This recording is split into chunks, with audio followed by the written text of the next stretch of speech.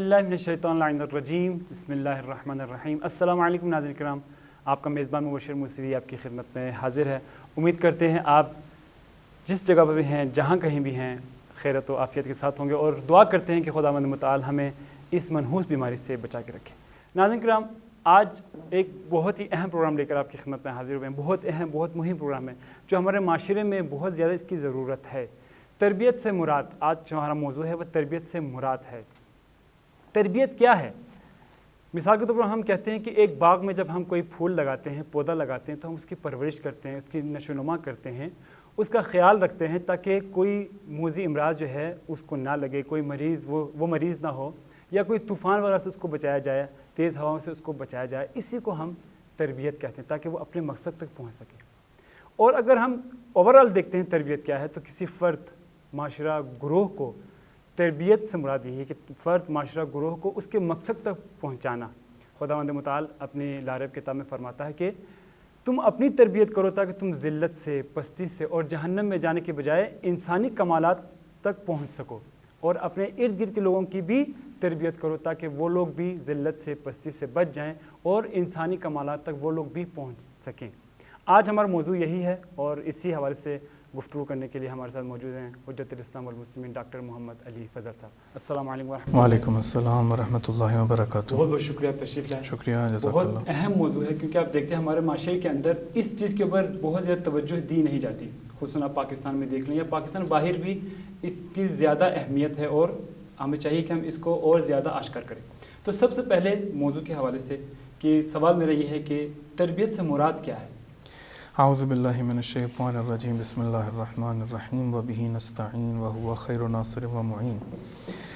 जी, सबसे पहले तो मैं मशकूर हूँ आप तमाम टीम का कि जिन्होंने इस अहम मौजू के ऊपर इस प्रोग्राम को मुनाकिद किया, और जो इस वक्त ज़रूरी भी है, चूँकि हम लोग बहुत सारे कलिमात अपनी ज़िंदगी में इस्तेमाल करते हैं। अगर इंसान तवज्जो करे, बहुत सारे कलिमात इस तरह के इस्तेमाल कर रहे होते हैं कि जिनके माना हर एक इंसान अपने नफ्स से ले रहा होता है, जो उसके नज़दीक महबूब होता है। बिल्कुल। मिसाल के तौर पे एक इंसान कहता है कि तुम्हें मारिफत होनी चाहिए, तुम्हें मालूम होना चाहिए। ये मारिफत का कलिमा हम बहुत ज़्यादा अपनी ज़िंदगी के अंदर इस्तेमाल करते हैं, लेकिन अगर किसी से पूछा जाए कि मारिफत से मुराद क्या है, उसको नहीं पता, तो वो मारिफत से मुराद नहीं बता सकेगा।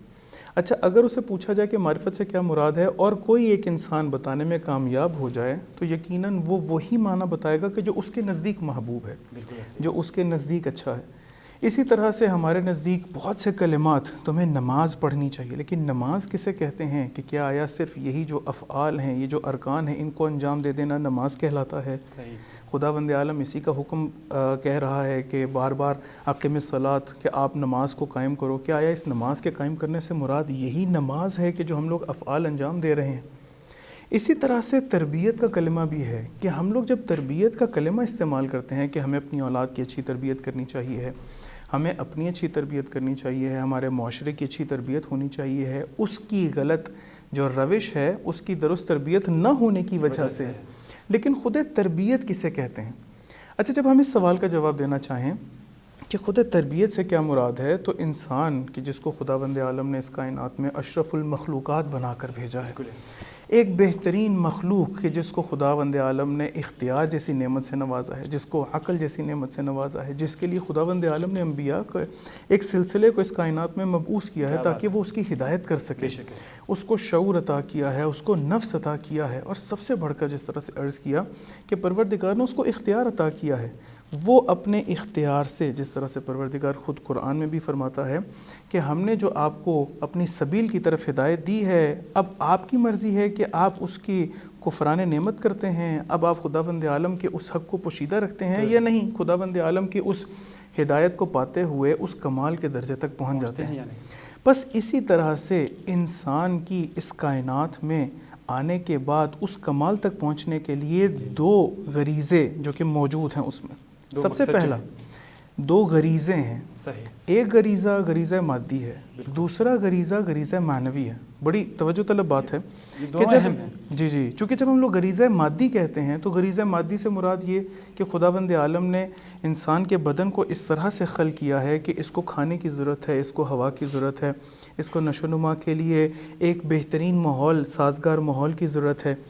اس لیے اس جسم اور اس بدن کی توانا ہونے کے لیے اور اس کے بڑھنے کے لیے، اس کی بہبود کے لیے جو جو چیزیں ضروری ہیں وہ اس کے غریزہ بدنی کہلائے گا۔ بالکل ایسے۔ دوسرا غریزہ معنوی ہے۔ غریزہ معنوی یعنی جس مقصد کے لیے خداوند عالم نے یہ بدن بھی انسان کو عطا کیا ہے، وہ غریزہ معنوی کہلائے گا۔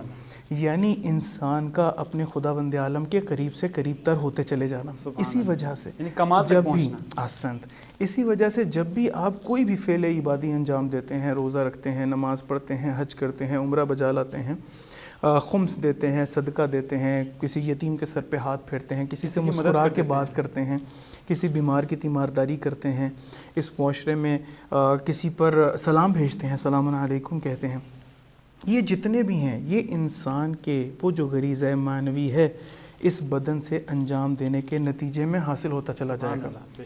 اب جب ہم ایک جملے میں تربیت کی تعریف کرنا چاہیں تو یہ کہیں گے کہ تربیت اس عمل کو کہتے ہیں کہ جو غریزہ مادی اور غریزہ معنوی کے درمیان تعادل برقرار رکھنے کے لیے انسان کی مدد کر سکے۔ کیا بات ہے، کیا بس اگر ایک انسان اس طرح سے نشو و نما پائے، اس طرح سے اس کا قوام ہو، اس طرح سے وہ بڑھنا شروع ہو جائے کہ اس کا غریزہ مادی اور غریزہ معنوی ان دونوں کے درمیان وہ تعادل کر سکے، اگر وہ تعادل کر سکے، یہ جو عمل اس تعادل کے اندر اس کی مدد کر رہا ہے، اس کو تربیت کہتے ہیں۔ بس اب معاشرے میں دیکھنا شروع کریں کہ اگر ایک انسان نماز کو خداوند عالم کی جو فعل عبادی ہے جو خدا نے اس کے اوپر واجب کی ہے، ایک مکلف انسان اس کو نماز کی حقیقت کو سمجھ کر پڑھنا شروع کر دیتا ہے، انجام اس نے اسی بدن سے دیا ہے، لیکن اس نماز کو معصوم فرماتے ہیں کہ الصلاۃ، یہ والی جو نماز ہے معراج المومن، کیا بات ہے، یہ مومن کی معراج بن گئی۔ یہ جو نماز ہے الصلاۃ مفتاح الجنہ، یہ جو نماز تم نے پڑھی ہے یہ جنت کی کنجی ہے۔ کیا بات ہے۔ یہ جو نماز تم نے پڑھی ہے تنہا عن الفحشاء والمنکر، یہ نماز تمہیں فحشاء اور منکر سے بچانے لگی ہے۔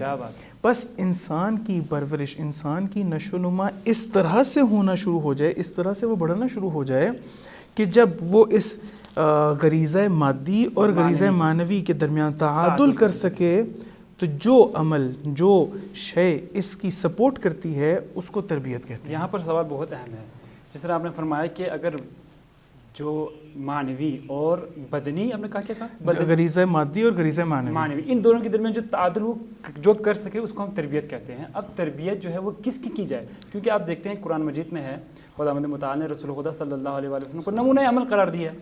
اب کیا ہمارے اوپر یہ فرض ہے کہ ہم صرف رسول خدا کو دیکھیں، ان کی سیرت پر عمل کریں، یا ان کی جو گفتار ہے ان پر عمل کریں، یہی ہمارے کافی ہے، یا پھر کس کی ضرورت ہے؟ اب سوال میرا یہ ہے، کس کی لیے ضروری ہے، کس کی ضرورت ہے؟ سب سے پہلے میں آپ کے جو سوال کی پہلی شق ہے اس کا جواب دیتا ہوں۔ یعنی آپ نے یہ کہا کہ رسول خدا ختمی مرتبت محمد مصطفیٰ صلی اللہ علیہ وآلہ وسلم، ان کی جو سیرت ہے خداوند عالم نے اس کو انسان کے لیے اسوہ حسنہ قرار دیا۔ بے شک صحیح ہے، لقد کان لکم فی رسول اللہ اسوۃ حسنہ، کہ رسول خدا کی اس سیرت میں، رسول خدا کے قول میں یعنی ان کے فرامین میں، رسول خدا کے عمل میں یعنی جو ان کی سیرت ہے جو وہ عمل انجام دے رہے ہیں، رسول خدا کی تقریر میں، یعنی تقریر سے مراد کہ اگر رسول خدا کے سامنے کوئی ایک صحابی ہے، کوئی ان کا مددگار ہے، انصار ہے، کوئی فعل انجام دیتا ہے تو وہ آگے سے روکے نہ، یعنی تقریر رسول بھی۔ اچھا، یہ رسول خدا کی سیرت کو خداوند عالم اسوہ حسنہ انجام بیان کر رہا ہے، اس کی وجہ کیونکہ جس طرح سے رسول خدا نے اپنے اس غریزہ مادی اور معنوی کے درمیان اس کمال تک کے اشارے کے لیے جس طرح سے اس کائنات میں تعادل قائم کیا ہے ویسے کرنا شروع کر دو، جس طرح سے کیا۔ اچھا، آپ مجھے یہ بتائیے کہ کیا آیا رسول خدا کے اولاد نہیں تھی؟ رسول خدا کے ہمسائے نہیں تھے؟ رسول خدا کی زوجات نہیں تھیں؟ رسول خدا کے انصار نہیں تھے؟ اصحاب نہیں تھے؟ ملنے والے نہیں تھے؟ بہت سارے ایسے افراد موجود تھے۔ اس کا مطلب یہ ہوا کہ جس طرح سے آپ نے پوچھا کہ تربیت کس کی کرنی ہے یا کس کی ہو سکتی ہے، اس کے اندر اگر ہم لوگ اس اعتبار سے 3 قسمیں کرنا شروع کریں کہ سب سے پہلے انسان اپنے نفس کی تربیت کرتا ہے، یعنی اسی غریزہ مادی اور غریزہ معنوی کو ذہن میں رکھتے ہوئے انسان ہمیشہ اپنی ذات کی تربیت کرتا ہے۔ اسی لیے معصوم علیہ الصلوۃ والسلام فرماتے ہیں کہ اگر کسی انسان نے اپنے خیر اور بد ہونے کو، نیک اور بد ہونے کو پہچاننا ہے تو اپنی تنہائی کے اندر دیکھے خود کیسا ہے، جیسا وہ تنہائی کے اندر ہوگا ممکن ہے کہ کسی کے سامنے اگر وہ جائے اور سامنے جا کے برا عمل انجام نہ دے, ممکن ہے کہ اس کو اپنے معروف ہو جانے کا کوئی اچھا نہیں ہے, نیک پیش کرے, ہاں چھپا رہا ہے, اپنے آپ کو چھپا لے, لیکن تنہائی میں جیسا وہ ہوگا ویسا وہ انسان اپنے آپ کے لیے آشکار ہوتا چلا جائے گا. اس کو معلوم ہے کہ مجھے کس جگہ پہ خامی ہے, خلل ہے, کس طرح سے مجھے اپنے آپ کو بہتر سے بہتر کرتے چلے جانا ہے. بس اگر ہم لوگ کس کی تربیت کے حوالے سے اسی اسوہ حسنہ کو ذہن میں رکھتے ہوئے اور غریزہ مادی اور معنوی کے درمیان تعادل کو برقرار رکھتے ہوئے اس مفہوم کو ذہن میں رکھتے ہوئے قسم کریں, تقسیم کریں کہ کس کی تربیت ہونی چاہیے, سب سے پہلے انسان اپنے نفس کی تربیت کرتا ہے. اور انسان اپنے نفس کی تربیت کس طرح سے پہچانتا ہے؟ وہ اپنی خلوات کے اندر پہچانتا ہے. جب وہ تنہائی کے عالم میں ہے اس وقت پہچانتا ہے کہ وہ کیسا انسان ہے. دوسرا, خاندان کی تربیت, یعنی خاندان سے مراد اس کے اقربا کی تربیت, اس کی اولاد کی تربیت. اب مثال کے طور پہ جب ہم لوگ اسلام میں دیکھتے ہیں تو وہ پورا ایک ضابطۂ حیات ہے, حقوق و فرائض کا مجموعہ ہے. اس کی تربیت خاندانی اعتبار سے کہ کس طرح سے اس نے تمام اپنے اقربا کے حقوق کو ادا کرنا ہے. آیا صلہ رحمی کر رہا ہے یا نہیں کر رہا؟ آیا اس کے اگر والدین جو ہیں وہ ضعیف ہیں تو کیا آیا وہ اپنے والدین کے حقوق کو ادا کر رہا ہے یا نہیں کر رہا؟ یا پھر مسلسل اپنے حق کی طرف متوجہ ہے, اپنے حق کی طرف متوجہ ہے کہ میرا یہ حق ہے میرے خاندان سے مجھے ادا نہیں کیا جا رہا. امیر المومنین علیہ الصلوۃ والسلام فرماتے ہیں, کہتے ہیں کہ دیکھو سب سے زیادہ امیر ترین اس کائنات میں انسان وہ ہے کہ جس کا اچھا دوست ہے. مجھے کسی نے پوچھا کہ اس کا مطلب یہ ہے کہ میرے پاس, میں ایک جگہ گیا ہوا تھا تبلیغ کے لیے, تو وہاں پر مجھ سے کسی نے پوچھا کہ قبلہ امیر المومنین علیہ الصلوۃ والسلام نے اس طرح سے فرمایا ہے اور میرا تو کوئی اچھا دوست نہیں ہے. اس کا مطلب ہے کہ یہ تمام ثروت ہونے کے باوجود, تمام مال ہونے کے باوجود اگر میں اپنی زندگی میں اچھا دوست نہیں پاتا تو اس کا مطلب ہے کہ میں امیر انسان نہیں ہوں. امیر المومنین علیہ السلام. تو میں نے بہرحال اس وقت جس طرح سے خداوند عالم کی توفیق سے جو جواب دے سکا, میرے ذہن میں آیا کہ میں نے اس سے یہ کہا کہ اچھا اگر تمہارا کوئی اچھا دوست نہیں ہے تو تم کسی کے اچھے دوست بن جاؤ. کیا بات ہے. اگر تم کسی کے اچھے دوست بن جاؤ گے تو تمہاری وجہ سے وہ شخص اس مفہوم کا مصداق پائے گا کہ جو امیر المومنین علیہ السلام نے روایت میں کہا ہے. بہت بہترین جواب. ہوتا ایسے ہے, ہم جب تربیت کے مرحلے میں آتے ہیں اور کہتے ہیں کس کی تربیت, جب ہم لوگ خاندان یعنی اپنی ذات سے نکل کر خاندان کے اندر آتے ہیں, خاندان کی تربیت ضروری ہے. تیسرے مرحلے میں پہلے انسان کے نفس کی, دوسرا خاندان, اور تیسرا انسان کے معاشرے کی. جس طرح سے معصومین علیہ السلام کرتے رہے ہیں. معصومین علیہ السلام اس کائنات میں علم لدنی کے ساتھ تشریف لائے. خداوند عالم نے اس کائنات میں ان کو انسان کی ہدایت کے لیے مبعوث فرمایا ہے. بس ان کی جو تربیت ہے, ان کی جو ہادی ہے, ان کا جو مہدی ہونا ہے وہ خداوند عالم کی طرف سے ہے. اب اسی وجہ سے ان کی سیرت کو حجت بنایا.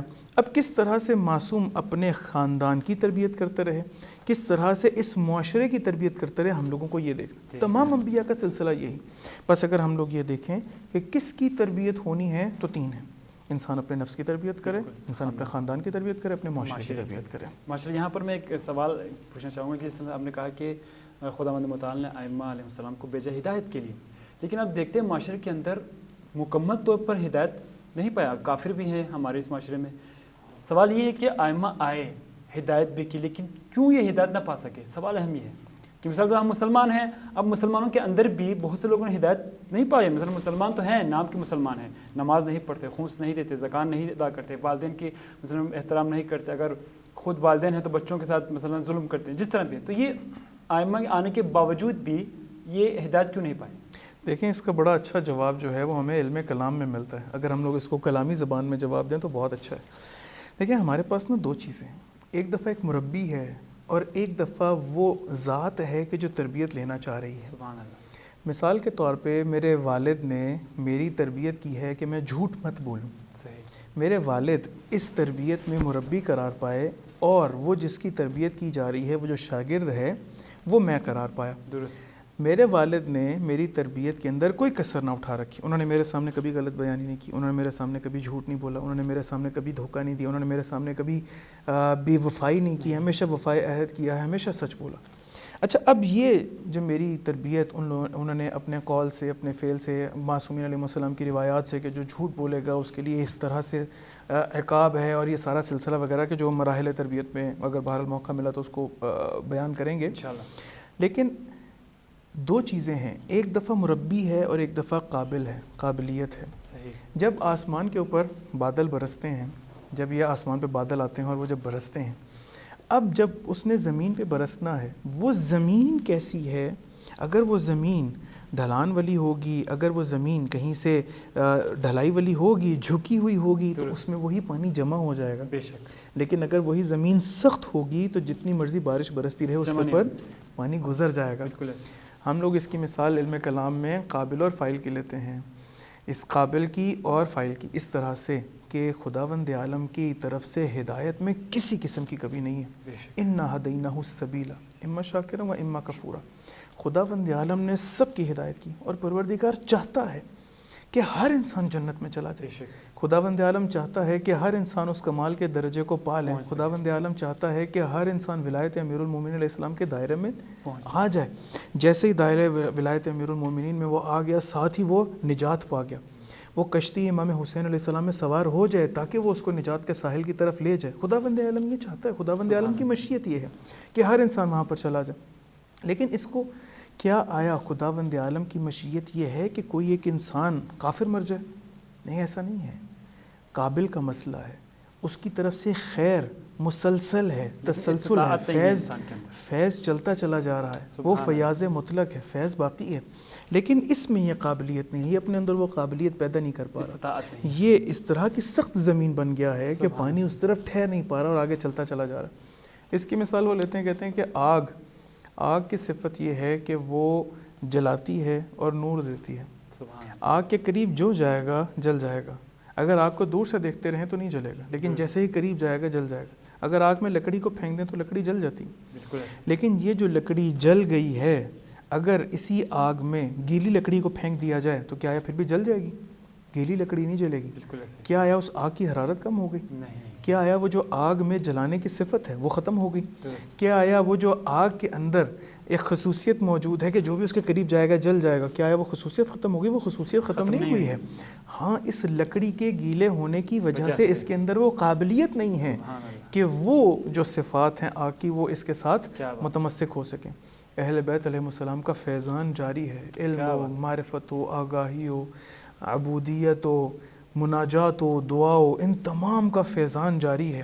وہ شجاعت و وفا و ان تمام کا فیضان جاری ہے. ہاں، اب ایک انسان جیسے ہی قابلیت پیدا کرتا ہے اس کے اندر وہ سمونا شروع کر دیتا ہے اور تاریخ میں اس کا نام سلیمان لکھا جاتا ہے. تاریخ میں اس کا نام قمبر لکھا جاتا ہے. اور اگر اس کائنات میں دیکھیں تو تاریخ میں اس کا نام قاسم سلیمانی لکھا جاتا ہے، شہید فخر زادے لکھا جاتا ہے، ڈاکٹر محمد علی نقوی لکھا جاتا ہے، شہید عارف حسینی لکھا جاتا ہے. یہ تمام وہ ہیں کہ جو اپنے اندر قابلیت پیدا کر سکے اپنے نفس کی غریزہ معنوی اور مادی کا ایسا تعادل پیدا کیا، ایسی تربیت کر سکے اپنی کہ وہ جو فیضان ہے، وہ جو فیاض مطلق کی طرف سے فیض جاری ہے اہل بیت علیہ السلام کے واسطے سے، اس کو سمونے میں کامیاب ہو گئے. جیسے ہی سمونے میں کامیاب ہو گئے ہم نے دیکھا کہ کیسے معاشرے کے اندر افراد نے جنم لیا. سبحان اللہ، بہترین انداز سے آپ نے بیان کیا. ناظرین کرام، انشاءاللہ امید کرتے ہیں آپ ہمارا یہ پروگرام پسند کر رہے ہوں گے. انشاءاللہ یہاں پر ایک چھوٹا سا وقفہ لیں گے، انشاءاللہ وقفے کے بعد دوبارہ آپ کی خدمت میں حاضر ہوں گے انشاءاللہ.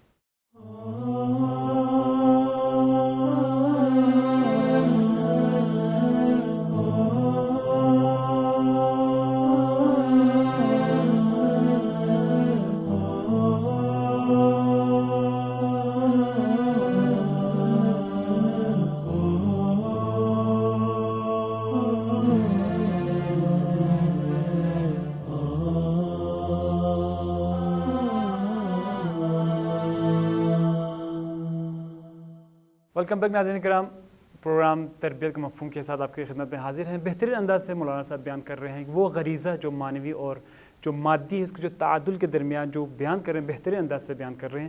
اب میرا آپ سے سوال یہ ہے، دیکھیں اس دور میں یہ زمانہ کیسا ہے، آپ جانتے ہیں معاشرہ کیسا ہے. آپ ہر بچے کے ہاتھ میں دیکھتے ہیں موبائل ہے، دسترسی ہے، جہاں بھی وہ کلک کریں اس کے سامنے ہے. انٹرنیٹ کا زمانہ ہے، ڈش کا زمانہ ہے. تو کیسے اس نفس نفسی کے دور میں تربیت کیسے کیا جائے بچوں کی، یا اپنی جس کی بھی آپ کہہ سکتے ہیں؟ بسم اللہ الرحمن الرحیم. جس طرح سے ہم نے تربیت کے مفہوم کو بیان کیا، ہم نے کہا کہ انسان کے دو غریزے ہیں، ایک غریزہ مادی ہے اور ایک غریزہ معنوی ہے. یہ غریزہ مادی اور غریزہ معنوی کے درمیان تعادل برقرار رکھنا، جو شے اس تعادل برقرار رکھنے کو سپورٹ کرتی ہے، صحیح، اس کو تربیت کہتے ہیں، اس عمل کو تربیت کہتے ہیں. اس فعل کو تربیت کہتے ہیں، یعنی تربیت شدہ ہے۔ درست۔ اسی وجہ یعنی تعادل سے مراد یہ ہے کہ وہ ان دونوں کے درمیان عدالت قائم رکھ سکے۔ اس سے یعنی اس طرح سے کہا جا سکتا ہے کہ ایک انسان جب اپنی زندگی کا کوئی ہدف بناتا ہے، وہ اگر ہدف اس کا کسی بھی اعتبار سے اس کے غریزہ مادی کو بڑھاؤ دے تو یہاں پر یہ تعادل خراب ہو جائے گا، جس کے نتیجے میں وہ اپنا عمل درست نہیں کر پائے گا۔ اس کا مطلب ہے کہ اس کی تربیت درست نہیں ہوئی۔ اسی طرح سے اگر ایک انسان اپنے غریزہ معنوی کو حتیٰ غیر متعادل کر دے، مثال کے طور پہ یعنی وہ اس معاشرے سے کہیں دور جنگلوں میں چلا جائے، اگر دور جنگل میں چلا جائے خداوند عالم کی عبادت کے لیے، خداوند عالم کی مشیت یہ نہیں ہے کہ انسان کسی طرح سے معاشرے سے دور چلا جائے، اپنے تمام وہ جو فرائض ہیں اس کے اوپر جو خداوند عالم نے اس کے اوپر فرض کیے ہیں اس شریعت محمد و آل محمد میں، وہ سارے کے سارے چھوڑ کر، اپنی بیوی کو چھوڑ کے، اپنی اولاد کو چھوڑ کے، اپنی تمام چیزوں کو چھوڑ کے ہر وقت عبادت کے اندر مصروف رہے، نہیں۔ اسی لیے معصومین علیہ السلام کی روایات میں ملتا ہے کہ اپنے وقت کو 3 حصوں میں تقسیم کرو۔ وہ جو اپنے 3 حصوں میں تقسیم کرنا ہے، یعنی ایک حصے کے اندر اپنے پروردگار کی عبادت کو بجا لو، ایک حصے کے اندر اپنے معاش کا اہتمام کرو، ایک حصے کے اندر اپنے خاندان اور اپنی جو استراحت ہے اس کا اہتمام کرو۔ اس وقت کو تقسیم کرنے سے مطلب ہی یہ ہے کہ امام علیہ السلام بھی یہ چاہتے ہیں، خداوند عالم کی مشیت بھی یہی ہے کہ انسان اپنی زندگی کے اندر تعادل برقرار رکھے۔ کسی ایک جگہ کا تعادل بھی خراب ہو جانا مشکل پیدا کر دے گا۔ بے شک۔ اگر ہم یہ دیکھتے ہیں کہ اس وقت معاشرہ عجیب نفاق ہے، عجیب نفسا نفسی کا دور ہے، یہ نفسا نفسی کا دور ہونا ہی یہ وجہ بتاتا ہے، یہ سبب ہے کس چیز کا، کہ یہ تعادل باقی نہیں ہے معاشرے میں۔ یعنی اگر معاشرے کے اندر آپ غور کریے کہ ہم اپنی اولاد کو کسی اچھی یونیورسٹی میں بھیجتے ہیں، اگر اس کو مثال کے ذریعے سے ہم لوگ سمجھنا چاہیں، اور انشاءاللہ ہمارے ناظرین بھی اس سے کسب فیض کریں اور مستفید ہوں، اور انشاءاللہ ہماری یہ بخشش کا ذریعہ بن سکے، عاقبت بالخیر کا ذریعہ بن سکے۔ اگر ایک انسان اپنے بچے کو اچھی یونیورسٹی میں بھیجتا، یہ جو اچھی یونیورسٹی میں بھیجنا ہے، اس کے بیک آف دا مائنڈ، اس کے سب کانشیس میں یہ چل رہا ہے کہ میرا بچہ اگر اچھی یونیورسٹی سے ڈگری لے لے گا تو اس کو اچھی جاب ملے گی، مل جائے گی۔ بالکل۔ جب اس کو اچھی جاب ملے گی یہ اچھا کمانے لگے گا، یہ اچھا کمانے لگے گا، اس کی اچھی جگہ شادی ہو جائے گی، اس کی اچھی جگہ شادی ہو جائے گی، اس کی زندگی بہتر سے بہتر سے بہتر گزرتی چلی جائے گی۔ بالکل۔ اگر ایک انسان اپنی اولاد کو کسی بھی تعلیمی ادارے کے سپرد کرنے کہ وہی اس کی تعلیم کا بندوبست کرے، وہی اس کی تربیت کا بندوبست کرے، اور اس کا اس بھیجنے سے جو غریزہ ہے وہ غریزہ مادی زیادہ ہو، اس غریزہ معنوی سے غیر متعادل ہو جائے گا، اب نتیجتاً کیا ہوگا؟ اگر اس کے 3 بیٹے ہیں، اگر ایک بیٹا زیادہ کمانے لگے گا تو باقی 2 اسی اپنے بھائی سے حسد کرنے لگیں گے۔ بالکل ایسے۔ یہی جب حسد کرنے لگیں گے پریشانی شروع ہو جائے گی۔ بس جہاں پر انسان کوئی بھی ایسا عمل انجام دیتا ہے کہ جو غیر متعادل ہو، میں یہ نہیں کہہ رہا کہ انسان سب کچھ چھوڑ کے خداوند عالم کی عبادت کے اندر مگن ہو جائے اور جنگلوں میں چلا جائے، خداوند عالم کی مشیت یہ بھی نہیں ہے۔ خداوند عالم نے دین کو انسان کے حوالے کیا ہی اس لیے ہے تاکہ وہ اس دین کے مطابق اس دنیا کے اندر رہنا سلیقہ سیکھ سکے، کس طرح سے اس کو رہنا ہے، اسلوب کیا ہے اس کا اس زندگی اس دنیا میں رہنے کا۔ میں یہاں پر ایک معذرت چاہتا ہوں، آپ کو کاٹ رہا ہوں یہاں پر ابھی، کیونکہ آپ مثال دی جنگلوں میں جانے کی، تو میں کیونکہ آپ دیکھتے ہیں یہاں پر بعض ایسے لوگ بھی ہیں جو اگر ہم مثلا کہتے ہیں کہ وہ لوگ چاہتے ہیں کہ وہ دنیا سے بالکل کٹ کے جاتے ہیں کناروں میں، مثلا جنگلوں میں چلے جاتے ہیں، عبادت کرتے ہیں، اس میں مشکل اگر تربیت کے حوالے سے دیکھتے ہیں تو اس میں مشکل کیا ہے؟ یہی میں نے عرض کیا نا آپ کی خدمت میں، دیکھیں 2 ہیں، اسی لیے ہمارے ناظرین کے لیے دوبارہ تکرار بھی ہو جائے کہ غریزہ مادی اور معنوی ہے۔ غریزہ مانوی اگر زیادہ ہو جائے، یعنی وہ غریزہ مانوی زیادہ ہونے کی مثال ہم کیا دیں گے کہ وہ جنگل میں چلا جائے، غیر متعادل ہو جائے گا، عبادت کرنا چلا جائے اپنے، وہ جو پیچھے اس کے بچے ہیں، وہ جو اس کے ماں باپ ہیں اگر اس کی شادی نہیں ہوئی ہے، وہ جو اس کا خاندان ہے، وہ جو اس کے ہمسائے ہیں، وہ جن سب کا حقوق ہے اس ذات کے اوپر، اس شخص کے اوپر، ان تمام افراد کے جو حقوق ہیں اس شخص کے اوپر، وہ کون ادا کرے گا؟ نہیں، ایسے بھی تو ہو سکتا ہے، مثلا وہ کچھ دیر کے لیے جس طرح ہم مساجد میں نماز کے لیے جاتے ہیں، کچھ ٹائم کے لیے نماز پڑھ کے واپس آتے ہیں، اسی طرح کوئی چاہتا ہے کہ میں چلا جاؤں جنگلوں میں 4-5 گھنٹے گزار کے آ جاؤں، پھر واپس آ کر ان جو حقوق ہیں ان کو بھی ساتھ چلتے رہے تو اس میں کیا مشکل ہے، مطلب تربیت کیا بات؟ دیکھیں جب ہم لوگ جنگل کی مثال دیں گے یا کسی چلے کی مثال دیں گے تو یقیناً طولانی مدت کی ہوگی، چھوٹی مدت کی بات ہم لوگ نہیں کر رہے ہیں. صحیح. اور اگر یہ کام یہ فعل انجام دینا ضروری ہوتا تو سب سے پہلے معصومین علیہ السلام کرتے کہ لوگوں کو چھوڑ کے چلے جاتے، افراد کو چھوڑ کر چلے جاتے، واپس وہاں پر نہ آتے. لیکن ہم طولانی مدت کی بات کر رہے ہیں، ہم چھوٹی مدت کی بات نہیں کر رہے ہیں. یعنی رسول خدا کی اگر ہم لوگ مثال لیں کہ وہ غار حرا کے اندر تشریف لے گئے تو ایسا نہیں تھا کہ وہ غار حرا کے اندر تشریف لے گئے تو پیچھے سب سے کٹ گئے. یعنی اس طرح نہیں ہے کہ ان کے تمام جو انہوں نے حقوق ادا کرنے تھے کوئی اور حقوق ادا کرتا رہا. ایسا نہیں ہے. یعنی رسول خدا جب غار حرا کے تشریف لے جاتے تھے پروردگار کی عبادت کے لیے تو پیچھے باقاعدہ ان کا ایک آپس میں اتصال تھا، مربوط تھے. یعنی حضرت خدیجہ سلام اللہ علیہ کا یا پھر امیر المومنین علیہ السلام کا غار حرا کے اندر ان کو غذا کا پہنچانا یہ بات بتا رہا ہے کہ یہ آپس میں مرتبط ہیں. ایسا نہیں ہے کہ ان کو معلوم ہی نہیں ہے کہ وہ کس جگہ پر چلے گئے ہیں. بس یہ کہیں پر بھی غیر متعادل ہونے کی مثال نہیں بنائی جا سکتی. ہم ان کی مثال دے رہے ہیں کہ جو مثال کے طور پہ جو رہبان ہیں، جو رہبانیت کا انتخاب کرتے ہیں، جو کسی حد تک جن کو ہم معاشرے کے اندر صوفی کہتے ہیں. بالکل ہم لوگ صوفی یعنی اس شخص کو کہا جائے، معاشرے کی البتہ اصطلاح کی بات کر رہا ہوں، جو اصطلاحاً صوفی ہے وہ اس سے مراد کوئی اور ہے. درست. یعنی وہ شخص کے جو تمام معاشرے کو چھوڑ دیتا ہے، اپنے آپ کو چھوڑ دیتا ہے، اپنی نظافت کا خیال نہیں رکھتا، اپنے بدن کا خیال نہیں رکھتا اور اسی طرح سے چلتا پھرتا رہتا ہے. عام الفاظ میں تو ملنگ جسے کہا جاتا ہے. بہرحال یہ بھی اصطلاح ہمارے معاشرے کی ہے، یعنی ہم لوگ جو آپس میں متداول ہے جو ہم لوگ استعمال کرتے ہیں. بس یہاں پر کہیں پر بھی غیر متعادل ہو جانا پریشانی کا باعث بن جائے گا. اب اگر ہم نے اس تعادل کو باقی رکھا تو اگر معاشرے کے اندر اس پورے تعادل کو باقی رکھا جائے نفاق ختم ہو جائے گا، نفسا نفسی ختم ہو جائے گی. اسی غیر متعادل رویے کی وجہ سے معاشرے کے اندر نفسا نفسی ہے کہ جیسے پہلے کہا کہ اگر اس ذہنیت کے ساتھ اپنی اولاد کو کوئی یونیورسٹی بھیجتا ہے اور وہ اگر زیادہ کمانے لگ پڑے اور باقی دو بچے نہ جا سکیں تو وہ اسی سے حسد کرنے لگیں گے. اب یہ جو حسد کا سبب بنا کیا بنا؟ یہی غیر متعادل جو غریزہ مادی ہے اس کا بڑھ جانا، یہ مسئلہ بنا. لیکن اب میں معاشرے کے اندر دیکھتا ہوں کہ ہر جگہ پہ مشکلات ہیں، پریشانیاں ہیں اور بہت سارے مسائل ہیں، نفسا نفسی کا دور ہے. اب میں اپنی ذمہ داری کس طرح سے نبھانا شروع کروں تاکہ اپنے آپ کو محفوظ رکھ سکوں ان تمام امور میں؟ اس کی ایک قرآنی مثال لیتے ہیں. حضرت ابراہیم علیہ السلام بابل کے اندر خداوند عالم نے ان کو مبعوث فرمایا. بابل عراق کا شہر ہے. ابھی اگر کوئی وہاں پر جائیں تو کوفہ کے قریب جب زیارات کے لیے جاتے ہیں تو بابل بھی جاتے ہیں جہاں پر یہ نمرود کا سارا واقعہ ہوا. جی بالکل. بابل کے اندر نمرود جو ہے وہ حاکم ہے، یا پھر اس پورے منطقے کے اندر نمرود حاکم ہے. اور اس نمرود کی حاکمیت کی وجہ سے وہاں پر حضرت ابراہیم علیہ السلام جب تبلیغ شروع کرتے ہیں کہ خداوند عالم کی وحدانیت کی طرف آ جاؤ، میں نمرود کو بادشاہ نہیں مان سکتا، میں نمرود کو خدا نہیں مان سکتا، میں نمرود کو رب نہیں مان سکتا، یہ ظالم ہے، طاغی ہے، طاغوت ہے، یہ لوگوں پر ظلم کرتا ہے.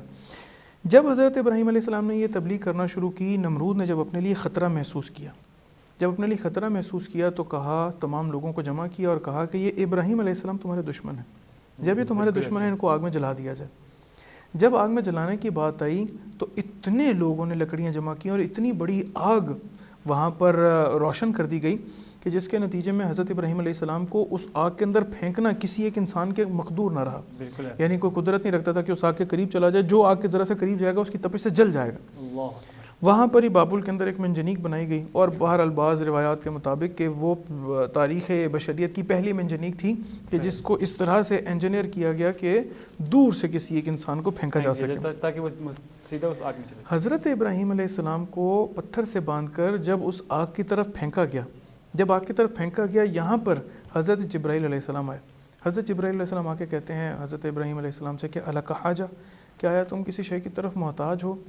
حضرت ابراہیم علیہ السلام نے کہا اما الیکا فلا، آپ کی طرف میں کسی چیز کا محتاج نہیں ہوں، یعنی اے جبرائیل مجھے آپ سے کچھ نہیں چاہیے. سبحان اللہ.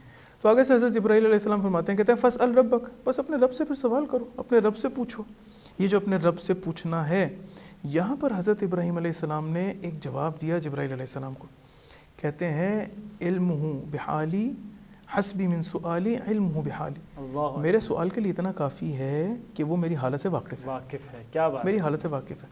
یہاں پر آپ تربیت دیکھیں، حضرت ابراہیم علیہ السلام نے یہ نہیں کہا کہ اے جبرائیل تم میری مدد کر دو، صحیح بات ہے، تم میری مدد کرو، نہیں کہا کہ وہ خدا کے جو مدد کرنے پہ قدرت رکھتا ہے وہ میری حالت سے واقف ہے. اور روایت کے مطابق بعض ایسے الفاظ کے جو مشابہ ہیں سورہ توحید کے، بالکل ایسے وہ بیان کیے، وہ اللہ تعالیٰ کو پکارنے کے لیے خداوند عالم کی حمد و ثنا بیان کی کہ خدایا تیرے علاوہ اور کوئی نہیں ہے۔ جب خداوند عالم نے یہ سنا کہ ابراہیم علیہ السلام نے میرے علاوہ کسی اور پر تکیہ نہیں کیا ہے، تکیہ نہیں کیا ہے، تو ساتھ ہی کہا یا نارو کونی بردم و سلامن علی ابراہیم، اے آگ آپ ابراہیم علیہ السلام کے اوپر ٹھنڈی ہو جائے۔ میرا سوال شاہد مثال جس کی وجہ سے سارا واقعہ آپ لوگوں کی خدمت میں، اپنے ناظرین کی خدمت میں بیان کیا، جب حضرت ابراہیم علیہ السلام اس توکل کے ساتھ، جس کی یعنی اس تعادل کے ساتھ البتہ ہاں، اس توکل کے ساتھ اس آگ میں گئے ہیں، کیا آیا اس آگ میں جلانے کی صلاحیت ختم ہو گئی؟ اس آگ میں جلانے کی صلاحیت ختم نہیں ہوئی ہے، وہ آگ ابھی بھی بھڑک رہی ہے، وہ آگ ابھی بھی روشن ہے، وہ آگ ابھی بھی جلانے کی صلاحیت رکھتی ہے، جس کی وجہ سے نمرود اور اس کے جتنے بھی حواری ہیں وہ سب کے سب ان کو دور سے دیکھ رہے ہیں۔ یہ دور سے دیکھنا بتا رہا ہے کہ آگ کے اندر ابھی بھی تپش موجود ہے، لیکن وہ آگ کیا آیا ابراہیم علیہ السلام کو جلا سکی؟ ابراہیم علیہ السلام کو جلا نہ سکی۔ کیوں نہ جلا سکی؟ اس تربیت اور اس عمل کی وجہ سے خداوند عالم نے اس کائنات میں وہ آگ کے جو جلانے کی صلاحیت رکھتی ہے، حضرت ابراہیم علیہ السلام میں سے اس قابلیت کو لے لیا، اسی آگ میں جا کر گرے ہیں، لیکن اب آگ جلاتی نہیں۔ اسی طرح سے معاشرے میں جو نفسہ نفسی ہے، اسی معاشرے کے اندر جو نفاق ہے، اسی معاشرے کے اندر جو مسائل ہیں، اسی معاشرے کے اندر جو منکرات ہیں، اسی معاشرے کے اندر جو فسادات ہیں، میں اپنے آپ کو محفوظ کر سکتا ہوں درست تربیت سے، میں اپنے آپ کو محفوظ کر سکتا ہوں ان تمام آگ سے۔ یہ منکرات آگ ہیں، یہ فساد آگ ہے، یہ تمام جو نفسہ نفسی ہے یہ آگ ہے، یہ غیر متعادل رویہ اس معاشرے کے اندر کہ جو اس آگ کے بھڑکنے کا سبب بنا ہے، کہ جس کی وجہ سے ہم معاشرے کے اندر بہت سارے افراد کو دیکھتے ہیں۔ کون ہے ہم میں سے کہ جو یتیم کا خیال رکھتا ہے؟ کون ہے ہم میں سے کہ جو کسی غریب کا خیال رکھتا ہے؟ کون ہے ہم میں سے کہ جو خدا کے لیے کسی کی تیمارداری کرتا ہے؟ آپ مجھے یہ بتائیے، یعنی واقعاً ایک افسوس کا مقام ہے، اور انسان اپنے نفس کے اندر سب سے پہلے دیکھتا ہے، کیونکہ اعلیٰ نفس ہی لبصیر، یعنی سب سے زیادہ تو وہ اپنے نفس کی طرف جانتا ہے اور پہچانتا ہے۔ میں کبھی بھی کسی بھی انسان کی تیمارداری کے لیے جب جاتا ہوں تو کیا آیا کبھی ایسے سوچا کہ میں خدا کے لیے جا رہا ہوں؟ جب میں اگر کسی فقیر کو رزق دے رہا ہوں، میں اگر کسی فقیر کو کچھ کھانے کے لیے دے رہا ہوں، تو فوراً میرے ساتھ ذہن میں یہ بھی ہوتا ہے کہ اس دینے کے بدلے میں خدایا تو مجھے 10 گنا دے۔ میں نے کبھی کہا خدایا میں دے رہا ہوں صرف تیرے لیے، مجھے تجھ سے کچھ نہیں چاہیے، تو نے سب کچھ مجھے دیا، تو نے دیا اسی لیے میں دے پا رہا ہوں۔ لیکن کیا آیا انسان جب دے رہا ہوتا ہے تو یہ سوچتا ہے یہ غیر متعادل ہے، یہ درست تربیت نہ ہونے کی وجہ سے ہے، یہ معاشرے کی درست تربیت نہ ہونے کی وجہ سے ہے کہ انسان جب کسی کو دے بھی رہا ہوتا ہے تو غریزہ مادی اتنا زیادہ بڑھ جاتا ہے اس مقام پر کہ غریزہ مادی بڑھنے کی وجہ سے اس مادی چیز کے دینے کے بعد خداوند عالم سے پھر مادی تقاضا ہی کر رہا ہوتا ہوں۔ اگر کسی انسان سے محبت کا اظہار کر رہا ہوں، اگر کسی انسان سے محبت کا اظہار کر رہا ہوں تو اس کے نتیجے میں اس سے محبت ہی چاہ رہا ہوں۔ کیا بات! میں نے کبھی یہ نہیں سوچا کہ میں اس سے محبت کر رہا ہوں خدایا تیری خاطر، خدایا میں اپنی اولاد سے محبت کر۔ میں ایک جگہ پہ گیا تو وہاں پر ایک شخص مجھے کہتا ہے کہ مولانا میری اولاد، میں نے ان کا بہت زیادہ خیال رکھا، میری اولاد میرا ویسا خیال نہیں رکھتی۔ تو میں نے ان سے کہا کہ یہی وجہ ہے کہ آپ کی اولاد آپ کا خیال نہیں رکھ پا رہی، چونکہ اگر آپ نے اپنی اولاد کی تربیت خدا کی خاطر کی ہوتی، خداوند عالم ان کے دل میں آپ کے لیے محبت ڈال دیتا، چونکہ وہ ذات ہے کہ جو کسی کے دل میں کوئی محبت ڈال سکتا ہے، وہ ذات ہے کہ جو کسی دو انسانوں کے درمیان الفت کا باعث بن سکتا ہے۔ جب میں نے ہر ایک شے کو تربیت درست نہ ہونے کی وجہ سے وہ جو میرا غریزہ مادی ہے اس آنکھ سے دیکھنا شروع کیا، میرا غریزہ مانوی اتنا پس پشت چلا گیا کہ جس کے نتیجے میں انسان کو معلوم ہی نہ ہو سکا کہ میں نے کس مقام پر جا کر کس عمل کو کس کے لیے اور کیسے انجام دینا۔ یہاں پر ایک سوال معذرت چاہتا ہوں، ہم غریزہ مادی اور مانوی تو ہم بتا رہے ہیں تعدل ہونا چاہیے، تعدل ہونا چاہیے۔ اب ناظرین کو یہ تھوڑا سا اس کے اوپر روشنی ڈالیں کہ کیسے ان دونوں کو ہم برابر رکھ سکتے ہیں، کیونکہ مثلا کبھی کبھار ایسا کر جاتے ہیں کہ جو غریزہ مانوی کبھی اوپر چلا گیا، کبھی غریزہ مادی جو اوپر چلا گیا، جس کی وجہ سے ہم تعدل نہیں کر سکتے۔ اب کیسا طریقہ کو ایسا بتائیں کہ وہ برابر رہے؟ یہی تربیت ہے، یہی جو آپ نے سوال کیا یہی تربیت ہے کہ جو انسان کو چاہیے ہے، یعنی اس کے تعادل کو باقی رکھنا ہی تربیت ہے۔ ایک جملے کے اندر کہوں، اور انشاءاللہ تعالیٰ آئندہ کے پروگرامز کے اندر اس کو ہم لوگ اور وسعت کے ساتھ اگر خداوند عالم نے توفیق اور زندگی دی تو بیان کریں گے۔ اگر ایک اس سے کہیں لقد کان لکم فی رسول اللہ اسوۃ حسنہ، بے شک صحیح. اللہ ولی الذین آمنوا، سورہ بقرہ کی آیت ہے، یخرجہم من الظلمات الی النور. اللہ تعالیٰ ولی ہے اس کا کہ جو ایمان لے کر آیا. اللہ تعالیٰ ولی ہے یعنی دائرہ ولایت میں اس کو لے کر آتا ہے کہ جو مومن ہوتا ہے. کیا بات ہے. جب مومن ہو گیا اب خداوند عالم اس کے ساتھ کیا کرتا ہے؟ جب یہ دائرہ ولایت میں آ گیا، یخرجہم من الظلمات الی النور، خداوند عالم اس کو ہر قسم کی تاریکی سے نکال کر روشنی کی طرف، نور کی وادی میں لے آتا ہے. سبحان اللہ. اگر روشنی کہیں گے تو اس کے مراد کچھ اور. صحیح. ہم لوگ جب نور کی، ہم لوگ یہ قرآنی اصطلاح ہے، اللہ نور السماوات والارض، خداوند عالم مثل نورہ کا مشکات اور بہت زیادہ مقامات کے اوپر نور کا کلمہ استعمال ہوا ہے. یعنی نور اپنا ایک خاص معنی رکھتا ہے قرآن کی اس لغت میں. اللہ ولی الذین آمنوا یخرجہم من الظلمات الی النور. اللہ تعالیٰ ولی ہے کس کا؟ کہ جو ایمان لے کر آئے. یخرجہم من الظلمات الی النور، کہ خداوند عالم ان کو ہر قسم کی تاریکی سے نکال کر نور کی وادی میں لا کر کھڑا کر دیتا ہے. کیا بات. اگر ایک انسان یہ چاہتا ہے کہ وہ، ایک جملے میں کہوں، اگر ایک انسان یہ چاہتا ہے کہ کسی طرح سے اپنی زندگی کے اندر تعادل کو باقی رکھ سکے، اگر ایک انسان چاہتا ہے کہ اپنی زندگی کو متوازن بنا سکے، اگر ایک انسان یہ چاہتا ہے کہ مثل قمبر زمانے کے امیر المومنین کی مدد کر سکے، کیا بات، تو اس کے لیے ضروری ہے کہ وہ دائرہ ولایت خدا میں آ جائے. سبحان اللہ. اور دائرہ ولایت خدا میں تب تک انسان نہیں آ سکتا جب تک کہ دائرہ ولایت امیر المومنین میں نہ آئے. واہ واہ واہ. جب تک کہ دائرہ ولایت معصومین علیہ السلام میں نہ آئے. سبحان اللہ. جب تک ولایت اہل بیت علیہ السلام کا اقرار نہ کرے. جب ولایت اہل بیت کا اقرار کرے گا، اب ان سے صرف محبت نہیں کرے گا، ان کی اطاعت کرے گا. کیا بات. ان کی اتباع کرے گا.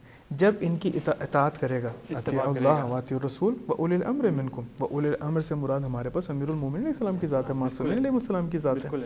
اللہ کی اطاعت، اللہ کے رسول کی اطاعت اور اولی الامر کی اطاعت، معصومین علیہ السلام کی اطاعت. اولی الامر وہ کہ جو خداوند عالم نے بنا کر بھیجے. سبحان اللہ. اگر ایک انسان اپنی تربیت ایسی کر پائے جس کے نتیجے میں وہ دائرہ ولایت خدا میں داخل ہو جائے، امیر المومنین سے، اہل بیت علیہ السلام سے توسل کرتے ہوئے دائرہ ولایت میں داخل ہو جائے، اب یہ کسی تاریکی کے اندر نہیں اپنے آپ کو جھونک سکتا. اب یہ کسی تاریکی کے اندر خود کو کھو نہیں سکتا. اب یہ گمراہ نہیں ہو سکتا.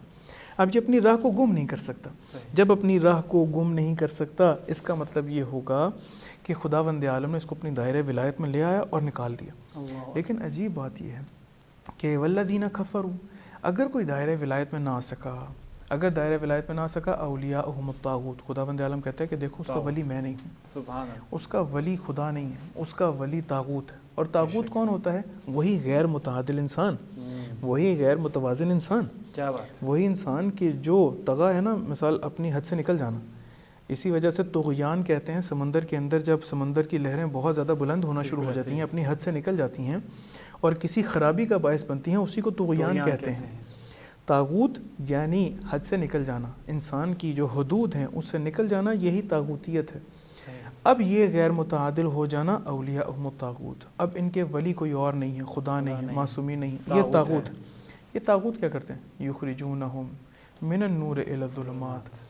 جتنے نور کی وادی میں لانے کی پروردگار کی مشیت ٹھہری، جتنی خداوند عالم نے صحیح کی معصومین علیہ السلام کی بعثت کے ساتھ، وہ سب اس فطرت جو خداوند عالم نے عطا کی اس سے نکال کر اس کو ظلمات کی وادیوں میں لے جاتے ہیں. یخرجونہم، نکال دیتے ہیں، من النور الی الظلمات، نور سے ظلمات کی طرف نکال دیتے ہیں. بس ضروری ہے کہ انسان دائرہ ولایت میں، دائرہ ولایت پروردگار میں آ جائے اس تعادل کے ساتھ، تاکہ اپنی زندگی کو متوازن بنا کر بہترین طریقے سے خداوند عالم کے اس مقصد حیات تک پہنچ سکے. ماشاءاللہ بہترین انداز سے ماشاءاللہ آپ نے بیان کیا. ہمارے وقت تمام ہو چکا ہے انشاءاللہ. ماشاءاللہ ناظرین کرام، انشاءاللہ دیکھیں کس طرح سے غریزے جو مادی اور معنوی کو بیان کیا، کس طرح سے اس کا تعادل کے حوالے سے گفتگو کی، اور کس طرح سے کس سے تربیت کو شروع کیا جائے، اور کس طرح سے ہم اس تربیت کو کر سکتے ہیں، اور کس طرح اس دائرے میں آ سکتے ہیں، اور اگر ہم اس دائرے میں نہیں آئے تو کس طرح سے ہم طاغوت کی طرف جا سکتے ہیں، اور طاغوت کیا ہے. بہترین انداز سے مولانا صاحب نے گفتگو کی. انشاءاللہ پھر اپنے دوسرے پروگرام کے ساتھ آپ کی خدمت میں دوبارہ حاضر ہوں گے. اس وقت کے لیے اپنے میزبان مبشر موسوی کو اجازت دیجیے گا. السلام علیکم ورحمۃ اللہ وبرکاتہ.